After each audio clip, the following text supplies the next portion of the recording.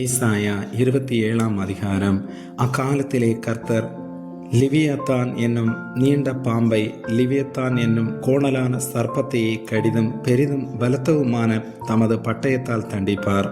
சமுத்திரத்தில் இருக்கிற வலு சர்ப்பத்தை கொண்டு போடுவார்.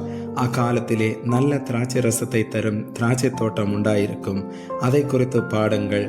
கர்த்தராகிய நான் அதை காப்பாற்றி அடிக்கடி அதற்கு தண்ணீர் பாய்ச்சி ஒருவரும் அதை சேதப்படுத்தாதபடிக்கு அதை இரவும் பகலும் காத்து கொள்வேன். உக்கிரம் என்னிடத்தில் இல்லை.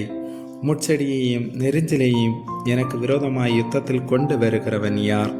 நான் அவைகள் மேல் வந்து அவைகளை ஏகமாய் கொளுத்தி விடுவேன்.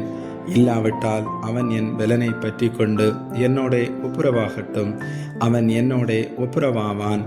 யாக்கோபு வேர் பற்றி இஸ்ரவேல் பூத்து காய்த்து உலகத்தை பலனால் நிரப்பும் நாட்கள் வரும்.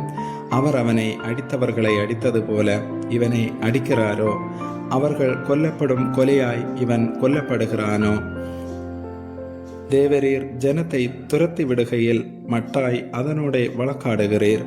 கொண்டல் காற்றடிக்கிற நாளிலே அவர் தம்முடைய கடுங்காற்றினால் அதை விலக்கி விடுகிறார். ஆகையால் அதனால் யாக்கோபின் அக்கிரமம் நிக்கிரகம் பண்ணப்படும். தோப்பு விக்கிரகங்களும் சிலைகளும் இனி நிற்காதபடி அவர்கள் பலிபீடங்களின் கல்லுகளை எல்லாம் நொறுக்கப்பட்ட சுண்ணாம்பு கல்லுகளாக்கி விடும்போது அவர்களுடைய பாவத்தை அவர் அகற்றுவார் என்பதே அதனால் உண்டாகும் பலன். அரணான நகரம் அவாந்தரையாகும்.